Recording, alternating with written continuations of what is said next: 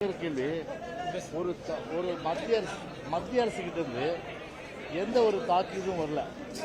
மத்திய அரசு எந்த ஒரு தாக்கீதும் வரல.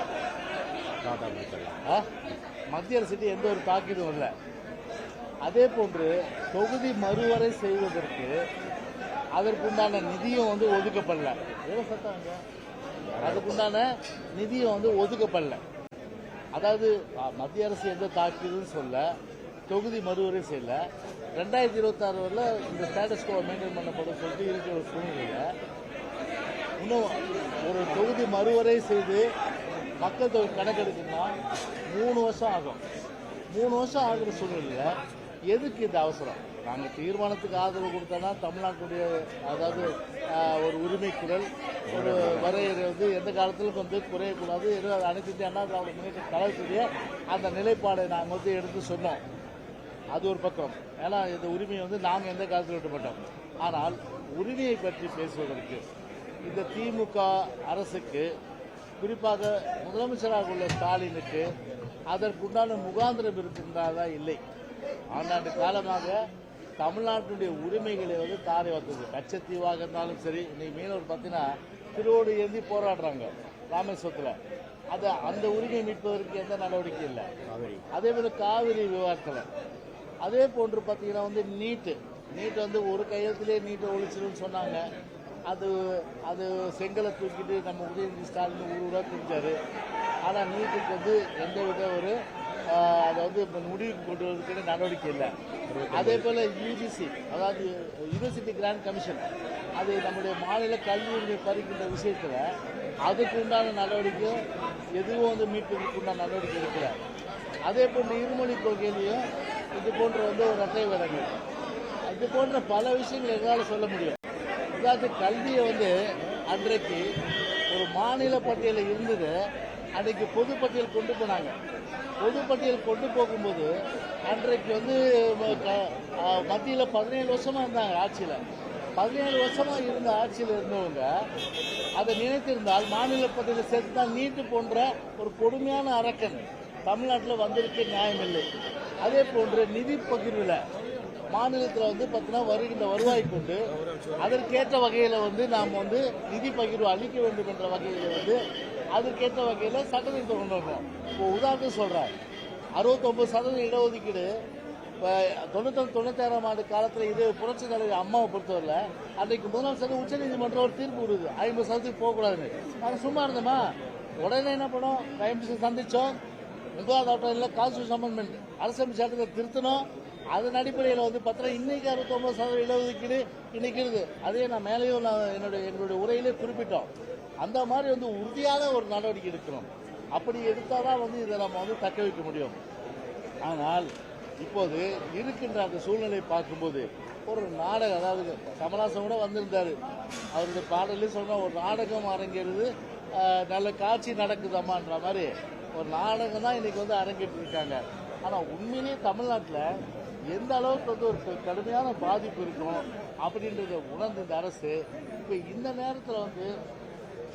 நேரத்தில் மற்ற பிரச்சனைகளை கொண்டு ஏதோ மாநிலத்தை இவர்கள் தான் முழுமையாக அந்த உரிமைகளை காப்பாற்றுவர்கள் போல ஒரு தோற்றத்தை உருவாக்குகின்ற ஒரு ஓரங்க நாடகத்தை இன்றைக்கு அரங்கேற்றிருக்காங்க. அதனால மாநிலத்துடைய நலன் காக்கப்பட வேண்டும் என்ற வகையில் தான் எங்களுடைய கருத்தை சொன்னோம்.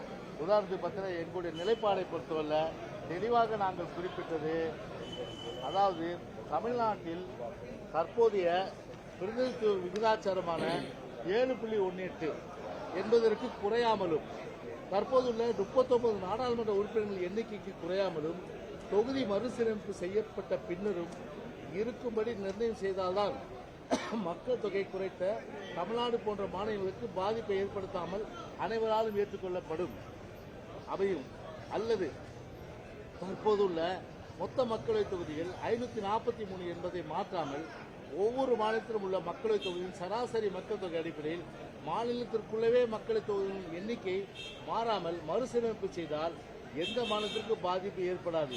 இதனால் மாநிலங்களுக்குள் இடமாறுதல், அதாவது மைக்ரேஷன் போன்ற காரணங்களால் சில தொகுதிகளில் அதிக அளவில் மக்கள் தொகை கூடியுள்ளதால் அவை சீரமைக்க வாய்ப்பு ஏற்படும். This is our stand. இதுதான் எங்களுடைய அந்த நிலைப்பாடு. இப்போ உதாரணத்துக்கு இப்போ ஒரு டீலிமிட்டேஷன் வந்து அதாவது வந்து நம்முடைய 7.18% போனால் நமக்கு வந்து பார்த்தீங்கன்னா அதிகமான சீட்டுகள் கிடைக்கும், நம்முடைய உரிமைகள் பாதிக்காது. ஆனால் 5.20 எடுத்தால் எந்த அளவுக்கு நம்ம பாதிப்புன்றதுக்கு ஒரு புள்ளி வரும். உத்தரப்பிரதேஷ் வந்து பார்த்தீங்கன்னா கிட்டத்தட்ட வந்து 80 சீட்ல இருந்து அவங்க சீட் வந்து 63 ஆகும், 80லேருந்து 63 ப்ளஸ் ஆகும். பீகாருக்கு 40 + 10லேருந்து 39 ஆகும். அதே போல மத்திய பிரதேஷ் பார்த்தீங்கன்னா 29 + 4 + 23. அதே போல ராஜஸ்தான் பார்த்தீங்கன்னா ஏறக்குறைய 25 சீட் அதிகமாகும்.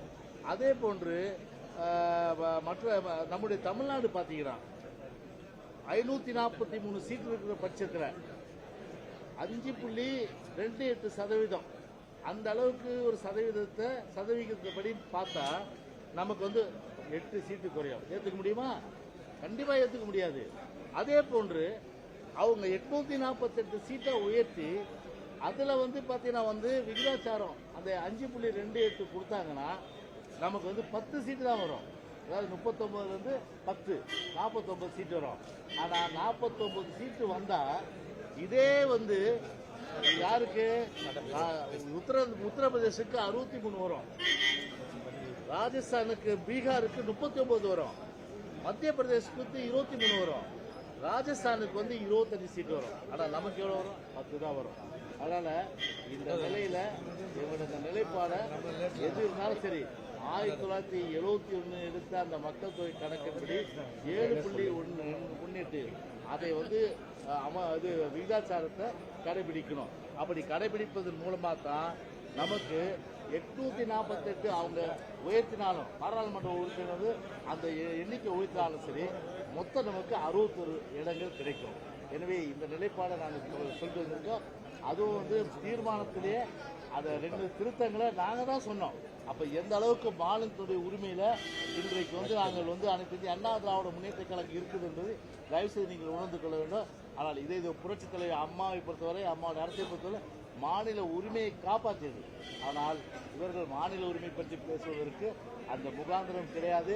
அதே நேரத்தில் இன்னொன்று சொல்லணும்னா மண்குதிரையை நம்பி ஆற்றில் இறங்குவது போலத்தான் இவர்களுடைய அந்த திமுகவும் சரி இந்த அரசாங்கமும் சரி.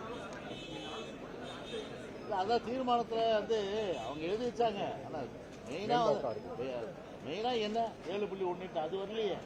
அதை திருத்தம் கொண்டு சொன்னா அது அவரு கொண்ட முதலமைச்சர் பொறுத்தவரை அதிமுக ஜெயிக்குமா சொல்லியிருக்காரு. அது திருத்தத்தை நாங்கள் ஏற்க சொல்லிட்டாரு.